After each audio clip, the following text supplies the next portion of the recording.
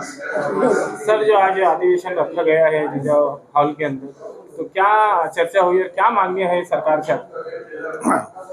सबसे पहले मैं आए हुए सभी हमारे साथी है, मूल निवासी बहुजन साथी है, उनको मैं आभार व्यक्त करता हूँ।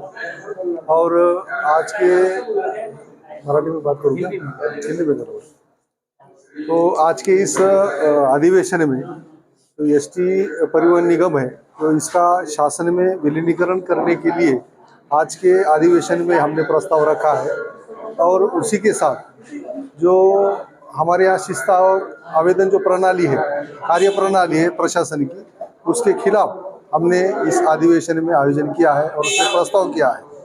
और उसी के साथ जो पिछले साल में जो एसटी महामंडल का जो संप हुआ था, आंदोलन हुआ था, उसमें 6 महीना के ऊपर जो आंदोलन हुआ, उसमें 100-150 के करीब लोगों ने खुदकुशी आत्महत्या कर ली है।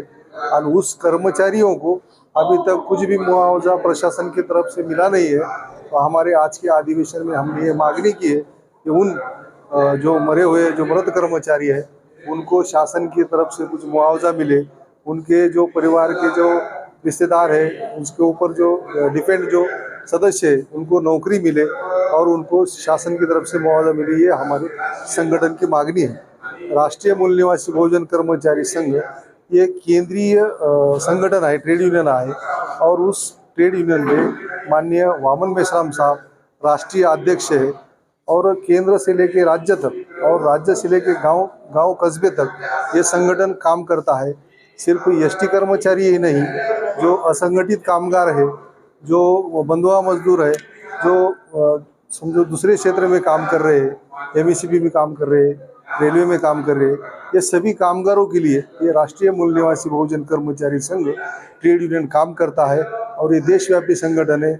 आने वाले दिनों में इस अधिवेशन के माध्यम से हम जो प्रस्ताव पारित करने वाले हैं, तो विलीनीकरण के संदर्भ में और जो प्रस्ताव पास किए उसके संदर्भ में हम 2 या 3 महीने के अंदर आंदोलन करने वाले हैं। ऐसे मैं आज के इस कार्यक्रम में बोलना चाहूँगा। सर, एसटी कर्मचारियों की तरफ से बार बार मांग उठाई जा रही है कि विलीनीकरण की ये जो बार बार चर्चा हो रही है, तो उससे आपने कभी मुख्यमंत्री या इस संदर्भ में उनके मंत्री से बातचीत की, निवेदन दिएगा? पिछले साल जो 2020 में जो आंदोलन हुआ था, उसमें शासन के मुख्य सचिव इन्होंने हमको आमंत्रित किया था विलीनीकरण के संदर्भ में, आप अपने संगठन की राय रखें। तो हमने 13 दिसंबर 2021 में वो हमारा ज्ञापन दिया था, हमारी मांगनी रखी थी महाराष्ट्र शासन की तरफ, क्योंकि ये जो विलीनीकरण का जो मुद्दा है वो शासन के अधीन है।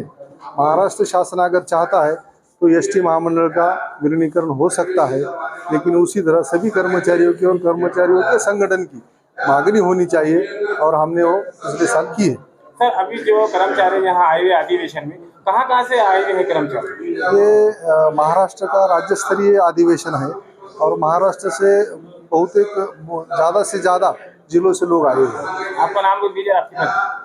मैं मिलिंद मुळे, राज्य का जनरल सेक्रेटरी राष्ट्रीय मूल निवासी एसटी कर्मचारी संघ का हूँ। यहाँ पर कर्मचारियों की क्या मांगियाँ हैं और उनको क्या क्या सुविधा की मांग कर रहे हैं सरकार से? जी सर, मैं आप पहले सभी लोगों का शुक्रगुजार हूँ। जो पहले हमारी जो डिमांड है वो है कि जो प्राइवेटाइजेशन एसटी का हो रहा है वो पहला बंद करना चाहिए। शिस्त और आवेदन पद्धति जो है, जो कर्मचारियों के लिए बहुत घातक है, वो भी बंद करना चाहिए। जो कंट्राक्टी सिस्टम अभी चल रहा है, चाहे किसी भी नौकरी का, वो कंट्राक्टीकरण भी बंद हो जाना चाहिए। ये हमारी प्रमुख डिमांड है। सर, जो कर्मचारियों की मृत्यु हो गई है और उनके संतानों को, उनके औलादों को जो मुआवजा नहीं मिल रहा है, और अभी दिवाली भी आने वाली है, एसटी महामंडल कर्मचारियों को बोनस भी नहीं मिलता है, क्या मांगनी करेंगे आप? जी, इस बारे में हमारी डिमांड ये है कि जो कर्मचारी इस तरह से उनकी डेथ हो चुकी है, उनके लिए हम 10 लाख रुपए का मुआवजा मांगने वाले हैं। कम से कम 10 लाख, ज़्यादा से ज़्यादा 50 लाख रुपए। एसटी महामंडल के कर्मचारियों की और कौन कौन सी सुविधा है जो सरकार अभी तक पूरी नहीं करी? जी, इसमें से बहुत सारी चीज़ें हैं। उसमें से मेन बात जो है कि उनको कोई भी वेतन आयोग जो है, वेतन आयोग अभी लागू किया ना गया। दूसरी बात ऐसा है कि उनको कोई भी ग्रेड पे नहीं। तीसरी बात ऐसी है कि जो भी काम ये लोग करते हैं, छोटी छोटी बातें जो है उनके ऊपर अगर कोई भी एलिगेशन लगाकर इनके ऊपर इनका जो वेतन है वो कम करने का काम सरकार करते ही महामंडल करता है। इस वजह से इन लोगों को पेंशन नहीं मिली, ग्रेजुटी नहीं मिली। सबसे बड़ी बात तो जो है 779 करोड़ रुपए जो हमारे कर्मचारियों के शासन के पास है, फिर भी सरकार उनको ग्रेजुटी नहीं दे रही है, ना जीपीएफ नहीं दे रहा है। इस वजह से जो लोग रिटायर हो रहे हैं उन लोगों को किसी भी तरह से ग्रेजुटी नहीं मिल रही, तो ये मिलना चाहिए। ये हमारी प्रमुख डिमांड रहेगी इसके आगे। आपका नाम बोलिए। मैं डॉक्टर मोहन मिसाल, MSRTC विंग का मैं प्रदेश प्रभारी हूँ महाराष्ट्र राज्य का। Thank you.